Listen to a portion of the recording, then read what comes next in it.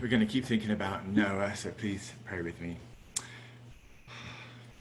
Father, please meet with us and speak to us by the power of your word now. In Jesus' name. Amen. All right, so I have some pictures to show you guys too. I've got a bit of a family PowerPoint showing here. This one. Okay, keep going.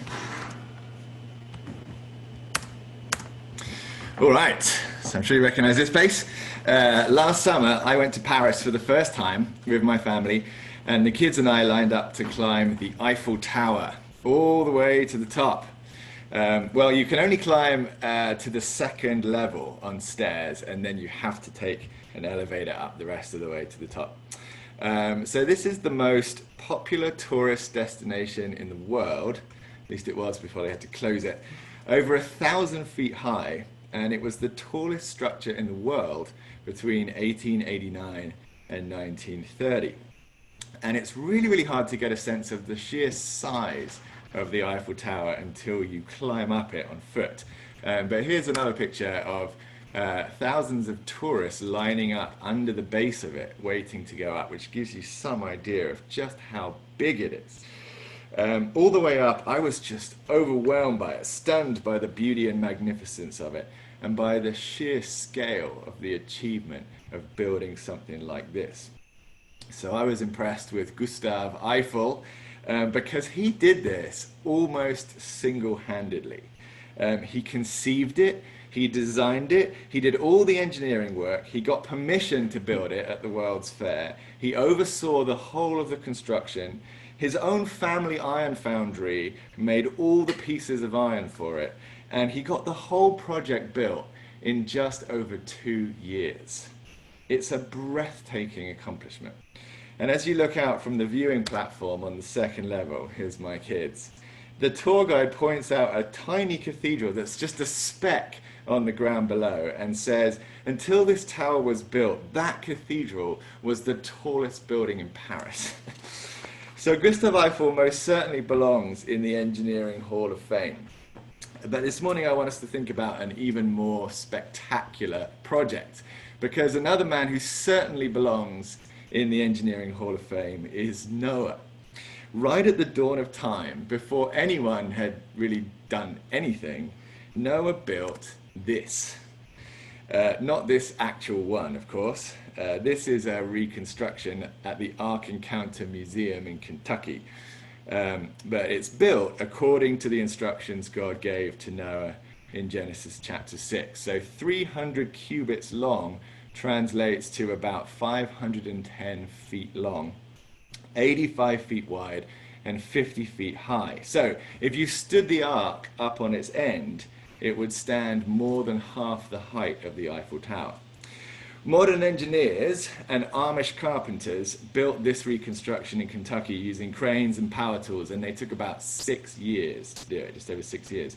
And this is now the largest standing wooden structure in the whole world.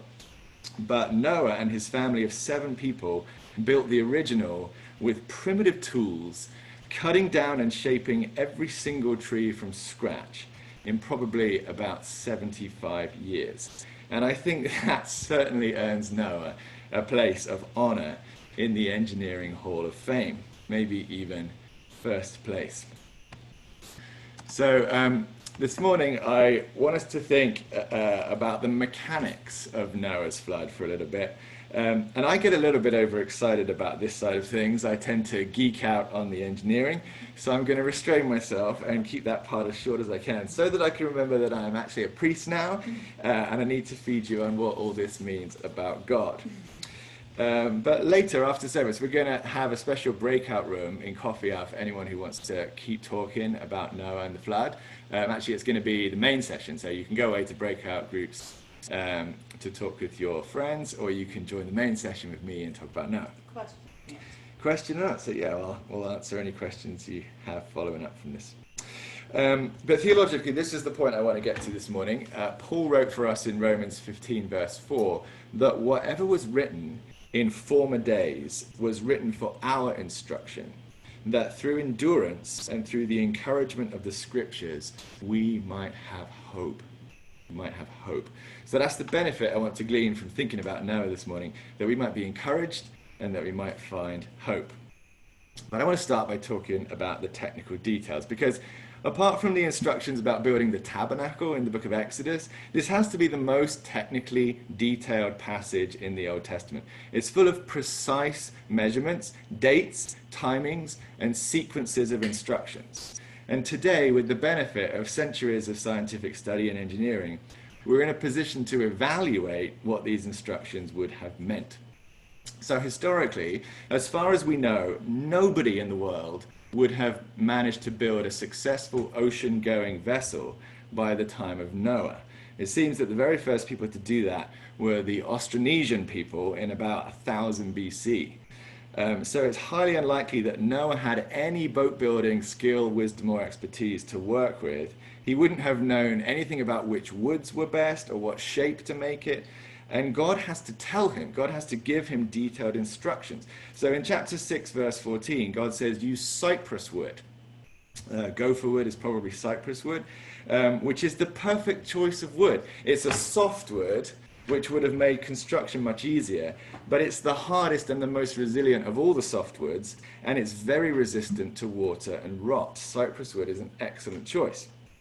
God says in the same verse to coat the inside and the outside of the ark with pitch, and that would have sealed all the holes, all the areas in the carpentry that Noah would have made, and it would have made the ship waterproof, and that was so important. Okay, so yesterday we went up into our attic, and we have a plastic bin of the stores we were keeping for COVID, which included flour, and in that plastic bin, the jug of water had leaked, all right, and it had got into the flour, and it had sat there for days and days in the Florida heat, and guys, it was appalling. The smell was so bad. It was vomit-inducingly bad. So Noah needed a waterproof ark. If his stores of grain got wet, you can't imagine how that was going to be.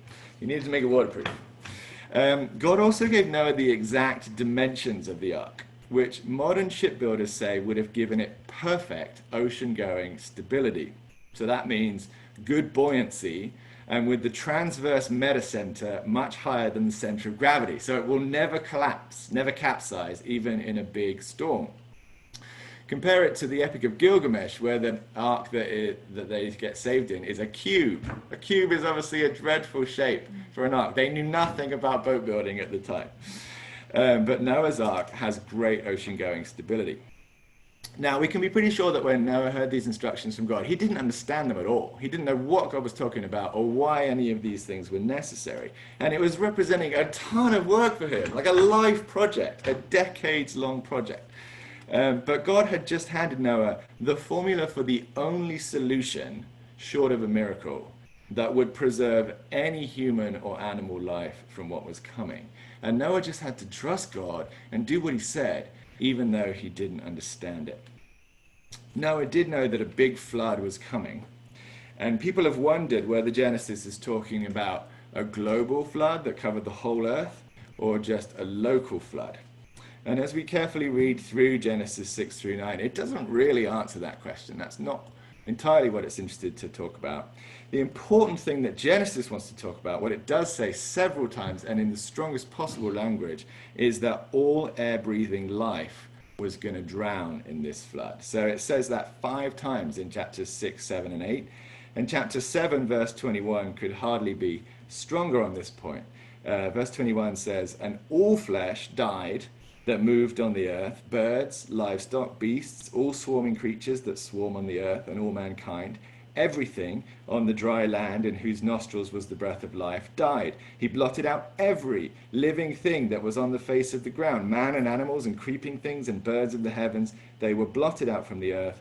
Only Noah was left, and those who were with him on the ark. That's basically saying the same thing 4 times in a row. All flesh, everything, every living thing, only Noah left. So that's the important point Genesis wants to make. And if you think that air-breathing life was spread out over the whole earth at the time of Noah, then it must have been a global flood. Or if you think it was a local flood, then the earth must have had only local life. But those are our 2 possible interpretations of what Genesis says in these chapters.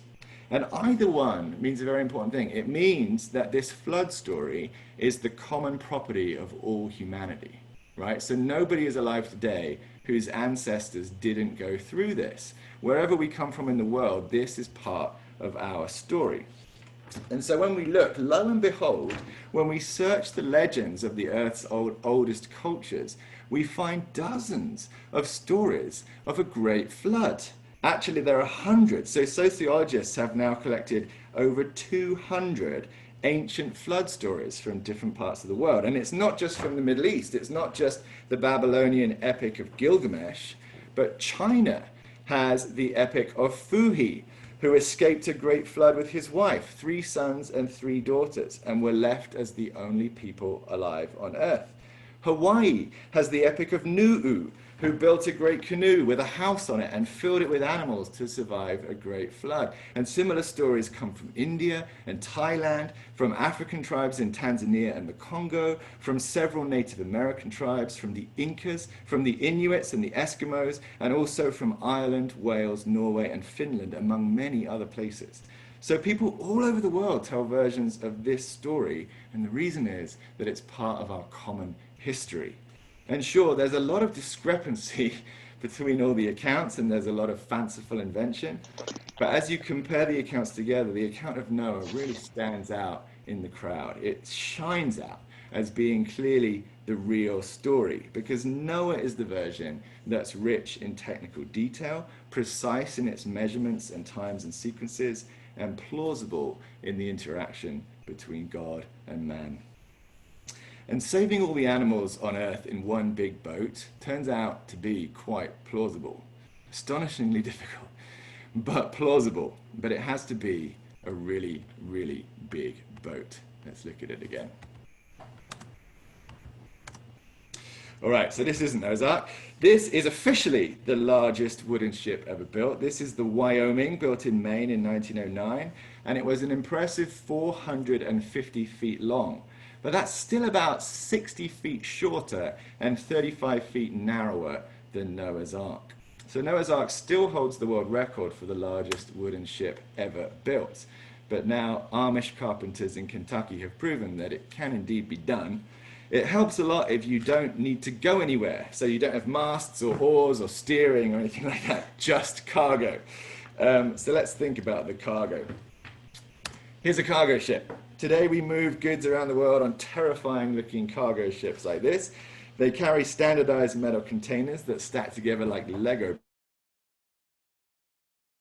bricks, capacity in TEUs, or 20-foot equivalent units, and that just means how many of those metal containers can you carry. This one carries about 19,000. Here for comparison, it's hard to get a scale of that. Here's a 1 TEU container ship. Love these guys, they've got a great business going. So this shows you what 1 TEU looks like. It's a container that's about 8 feet wide, 8.5 feet high, and 20 feet long. So how many of those would have fit on the Ark? Just so you get a sense of it, that's pretty much exactly what it's like to be inside a large U-Haul. If you've moved and got a 20-foot U-Haul, the inside of that U-Haul is almost identical to the inside of that container.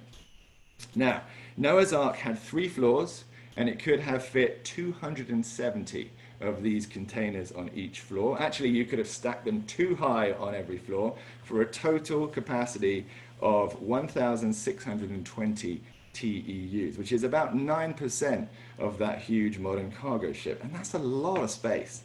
But is it enough for all the species on Earth? Currently, about 1.7 million different species are known to science. Those are just the named species. But scientists estimate that with all the ones we haven't discovered yet, the Earth probably has more like 8.7 million different species, which sounds like an awful lot, a very daunting project. But here's the way they break down. There are so many bugs. More than 2/3 of all species on Earth are beetles, flies, wasps, butterflies, moths, other insects, and invertebrates like snails. A huge, huge number. And the bugs weren't really a big concern for Noah. They survive like you wouldn't believe, and they diversify like crazy. So if Noah bothered to save any bugs at all, he could probably have fit all the necessary types in a shoebox. He also didn't bother with plants, algae, or fungi, except as food. They would have survived the flood in seeds and spores and been just fine. So almost everything Noah had to worry about is in that tiny red slice of 1% labeled vertebrates. That includes all mammals, birds, and reptiles, which are the creatures God specifically told Noah to bring. And that red slice of 1% is also half fish, who were going to do just fine in the flood without Noah's help. So 8.7 million species actually boils down in reality to about 5,500 kinds of mammals, 10,400 kinds of birds, and 10,000 kinds of reptiles, at most. And it was probably much, much fewer than that, because we certainly have far more diversity in our species now than Noah did then. And these numbers include all the extinct animals. But even if it was as many as this maximum number, I think that Noah had space. So let's come back to that cargo container. Imagine that the bottom floor of the ark is only for reptiles. That would mean for each standard container like this, for each 20-foot U-Haul, you'd need to fit about 19 species of reptiles, plus all their food for a year. If the second floor is just for birds, you'd again have about 19 species per container with food. And if the top floor is just for mammals, each container would need to hold about 10 species on average. Although in practice, of course, you'd let the elephants and giraffes have their own and ask the mice, squirrels, and chipmunks to squeeze in. Remember that only about 0.1% of all the vertebrates on Earth are bigger than we are. 0.1%. Humans are relatively huge. We qualify as megafauna. It might not encourage you to hear that. But the rest of the life on Earth is mostly tiny. And if you do get strapped for space carrying huge elephants, you can always just take infants, which saves on food too. So all in all, the math works out very much in Noah's favor. In fact, it's kind of surprisingly exact. Noah had no idea how many species were on Earth at the time. We have a much better idea now, and you could hardly design an ark for a better size for the life that was needed than what he had. But the size of the task, can you imagine the size of the task of building this? Noah was called to build a wooden boat half the size of the Eiffel Tower when no ocean-going vessels had ever been built. Then he had to fill that boat with enough food for thousands of animals to last a year. And then Noah and his family had to spend that year cooped up in a floating coffin, tossed on the waves, with no one but their own family for company, while they spent long days shoveling an inconceivable amount of poop. Can you imagine the smell on board? Guys, Noah did that for us. Noah did what God said, and he really saved the whole world. One man, a lifetime of back-breaking physical labor, and everyone you ever meet, every dog you pet, every cow you eat, and bird that sings in your backyard is only there because Noah did what God told him to do. Though it was horrible, though it was hard, though it took years and years and years, Noah did it, and we're all here because of it. So I just want to say thank you, Noah, for what you did. Thank you for all the wood and the nails, and your scar-born hands, for your righteous obedience to God, and for spending your life to single-handedly save the world. Surely Noah is a type of Christ, isn't he? And though his achievement is mind-blowing, it still wasn't enough. It still didn't solve the biggest problem. It still didn't solve the problem of sin. So we've got one more week thinking about Noah next week, and we're going to see that the great flood, as serious as it was, did not cure the world of the problem of sin. So what Jesus did with wood and nails centuries later would surpass even what Noah did. But nevertheless, Noah's life shows us just what monumental feats people are capable of if we give our lives to God, if we trust him and follow where he leads through patient years and decades, a long obedience in the same direction. Now, as I close, I want to reflect on what this Noah story has to say about God, because it says some really big things. It says that God's not afraid to challenge his people, to push them hard, and the reward for righteousness is often hard and painful work. And it suggests that God is determined to solve all the world's problems using people, even though that might take decades or centuries. He won't just step in and do it quickly and easily by his own almighty power. But God is right that people can do it if he gives them help and if he gives them time. So we wait now through long days for the people of God to complete the tasks that God has assigned them. This story also has a lot to say about the priority of worship. The beginning and the end of the passage we read starts and ends by talking about the clean animals, the ones he took 7 pairs of that were needed for sacrifice. And we realize that some animals spent a whole year on board the ark just to be slaughtered the second they got back on dry land. It shows the priority of worship in the world, and we're going to think about this theme of worship more next week. But the last thing I want to think about is we've got to note the sternness and the severity of God when he judges sin. We really need to note this. I imagine that the world has done a thorough job trying to expunge Noah from its history, trying to expunge the flood and expunge the story, which I believe truly did happen. And I believe the motivation for doing that is that we don't want to think about the reality of judgment. But judgment is real, and here's what it looks like. We know that God is loving and kind and gracious, amazingly patient and slow to anger. He gives us second and third and fourth and 500 chances, but there will be a time when that time for second chances is over, when our time is up, and the chances finally run out. And when that time comes, God will judge with more severity and more totality than the most remorseless human. We have to look at the ark. And I want to zoom in on the detail in Genesis 7 verse 16 that Noah entered the ark with all the animals on the day of the first raindrops, and then the Lord shut him in. The Lord shut him in. It's an important detail because it means that Noah was not the doorkeeper of the ark. It was not within his power to relent and have mercy on any of his neighbors. And that, I think, was a great kindness of God to Noah, because I know for myself that responsibility would have torn me in two. So think about it, the reality of the rain coming. A day or two into the unusual incessant rain, and some people in the local villages would have started getting nervous and thinking, this is weird.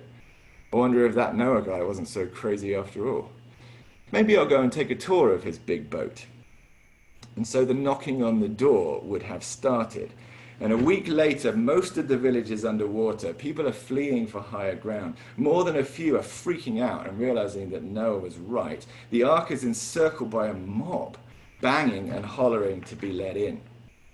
Another week, and only the tops of the mountains remain. A good portion of the population has died already of drowning or exposure. The ark is floating now, but it's still surrounded by hundreds of people in canoes and floating on bits of driftwood. They're starting to starve, and they're hammering on the edge of the ark, begging for mercy. And it might have been close to 2 months before the sound of banging on the sides of the ark finally ceased. And the world outside went eerily quiet as the last stalwart finally gave in to despair and slipped below the waves. God spared none of them, not one. For me, that would have been the worst part of the whole horrible experience. And had I been the doorkeeper of the ark, I doubt that I could have obeyed God and just let all those people die. So it was a mercy to Noah that God shut him in and denied him that responsibility. He shut him in on the day that it started raining, so that when the first raindrop fell on the face of the first villager, it was already too late. They were all doomed in that moment. And Jesus says that it will be the same way when he comes back in final judgment. He uses Noah as his specific example. He says there will be a moment of realization that the time is here now and you are not ready. But by the time that moment of realization arrives, it will already be too late. So if you know today that you are not ready, it's far too dangerous to wait even one more day. And I want you to feel the gravity of what Jesus says there. So I have 2 questions for our breakout groups now. Thinking back to Romans 15, I want to think, how does the story of Noah encourage you and give you hope in this season? And then secondly, what do you feel challenged to do after hearing God's word today? So I'll give you those again. How does the story of Noah encourage you and give you hope in this season? And what do you feel challenged to do after hearing God's word today? All right, see you in breakout groups.